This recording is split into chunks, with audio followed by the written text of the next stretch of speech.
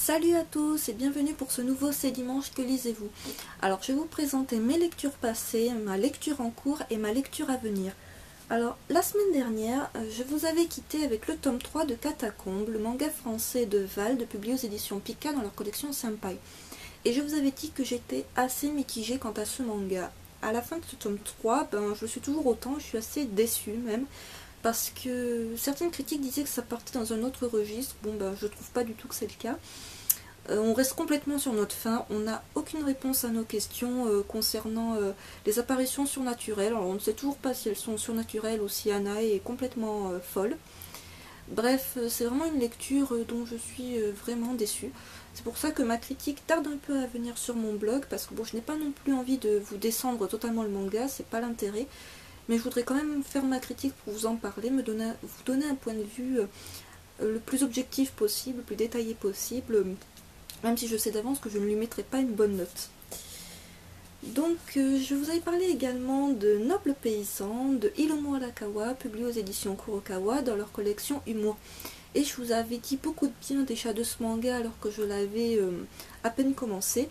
Et c'est vraiment un manga que j'adore. Alors tous les Hiromu Arakawa, je les adore et j'étais à peu près sûre d'aimer celui-ci. Mais voilà, ça se confirme, c'est bourré d'humour, de petites références, on apprend énormément de choses à propos de la vie de l'auteur, de l'agriculture au Japon, plein de petits détails très intéressants. C'est que des petites anecdotes mises bout à bout, mais c'est vraiment un manga que je vous conseille si vous voulez passer un bon moment de lecture, très léger, sans prise de tête. On n'a toujours pas la date pour le tome 2, comme pour Catacomb on n'a pas la date du tome 4, mais dans ce cas-là, on ne reste pas sur notre faim. Ce n'est pas très dérangeant, même si j'ai quand même hâte d'avoir le tome 2. La semaine dernière, je vous avais également parlé de La demeure de la chair de Kazuichi Hanawa, publié aux éditions Le Lézard Noir. Et je vous avais dit que ça allait être une lecture assez particulière. Et bien effectivement, c'est un style très particulier. Alors j'étais déjà habituée au style un petit peu horrifique, tout ça. Mais là, on part dans un délire parfois très gore, scatophile, ce que j'ai pas trop apprécié. Mais mis à part cela, j'ai beaucoup aimé le trait de l'auteur, sa manière de raconter les choses, même si les histoires sont très très courtes, hein, vraiment moins de 10 pages pour la plupart des histoires. Elles sont à peine commencées qu'en fait elles sont déjà terminées, enfin on n'a pas spécialement compris ce qui se passe, mais c'est pas très très dérangeant, c'est vraiment le style de l'auteur. Et je la conseille pour tous les curieux de ce genre-là. Mais encore une fois, ce n'est pas une œuvre à mettre entre toutes les mains, c'est quand même pour public averti, parce que c'est vraiment des scènes très osées, des délires très, des fois scatophiles, gore, sexuels, tout ça, bref. Mais à part cela, je vous en ferai une critique également, une bonne critique. Alors, en ce moment, je suis en train de lire Black Paradox de Shunji Ito, publié aux éditions Tonkam.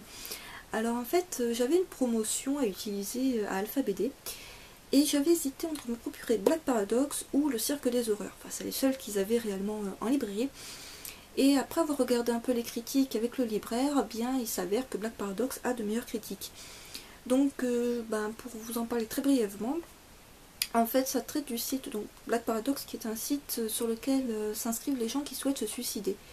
Et les 6 premières histoires de ce recueil vont tourner autour de ces 4 personnages qui se sont rencontrés sur ce site et qui donc souhaitent mettre fin à leur jour ensemble. Mais ça ne va pas se passer comme prévu. Donc Shunji Ito, c'est vraiment un mangaka, comme je vous avais dit, que j'adore. Un style horrifique, très particulier.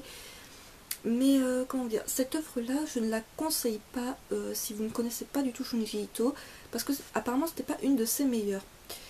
Personnellement, j'avais commencé par Le Tunnel et Le Mort Amoureux, qui sont vraiment 2 mangas que je vous conseille, et qui me semblent plus appropriés pour débuter dans la lecture de cet auteur. Donc pour ceux qui ne voient pas, je vous montre les dessins, ce que ça donne. Donc voilà, moi je trouve ça vraiment très beau, j'aime beaucoup sa façon de... ses scénarios.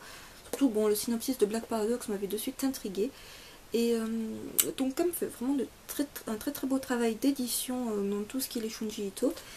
Et je vais vous montrer juste à la fin de celui-ci, en fait on a une mini nouvelle en couleur. Donc les Shunji Ito en couleur, c'est quand même beau, je trouve. Donc voilà, une œuvre, encore une fois, que je ne vous conseille pas si vous ne connaissez pas Shunji Ito, mais pour tous les fans de l'auteur, bah, c'est quand même un de ces classiques à avoir. Je termine avec une lecture que je compte entreprendre cette semaine. Il s'agit du Cœur de Thomas de Moto Hachio, publié aux éditions Kazé dans leur collection classique. Alors en fait, c'est pas tout à fait une lecture que je compte entreprendre, je l'avais déjà entreprise il y a quelques mois. Je m'étais arrêtée parce que j'avais beaucoup de lectures en cours. Et en fait, donc là, il s'agit d'un intégral. Donc c'est un manga à 20 €, mais bon, ça réunit les 3 tomes qui sont sortis au Japon. Alors il s'agit d'un manga que je classe dans la catégorie vintage, c'est-à-dire les vieux mangas si je puis dire, et parce que celui-ci date de 75. Donc les graphismes sont assez datés, mais Moto Hachio est l'une des pionnières dans ce genre-là. Et d'ailleurs, son anthologie est sortie ce mois-ci, je compte me la procurer d'ici Noël, je vous en parlerai très probablement. Donc le Cœur de Thomas, je vous montre un petit peu les dessins, vite fait, voilà. Donc ça peut vous faire penser à ce qu'on peut voir dans La Rose de Versailles, enfin ce genre de manga qui date un peu. C'est un style que j'aime beaucoup, bon il y en a ça peut les refroidir un petit peu. Le fait que ça soit shoujo aussi, mais c'est vraiment pour moi des classiques à posséder et à avoir lu au moins une fois. Donc voilà, ainsi s'achève cette vidéo, je vous souhaite, j'espère que cette vidéo vous a plu et on se retrouve très vite, bye.